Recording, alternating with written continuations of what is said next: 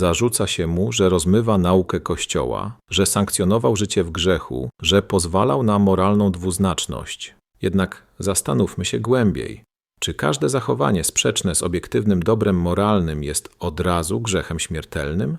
Nie. Grzech zakłada świadomość, wolność i dobrowolność. Jeśli którejś z tych rzeczy brakuje, mamy do czynienia nie z grzechem, lecz z duchową raną, z ograniczeniem, z czymś, co bardziej wzywa do współczucia niż do potępienia.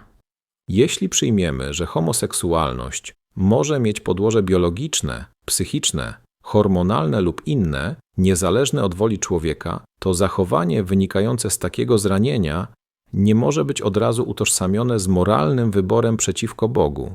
Podobnie nikt nie mówi o grzechu w kontekście osoby chorej na schizofrenię, która mówi lub robi rzeczy niekontrolowane, obiektywnie złe, krzywdzi siebie i innych. Bo to, co wynika z cierpienia, nie jest grzechem, ale wołaniem o uzdrowienie i miłość.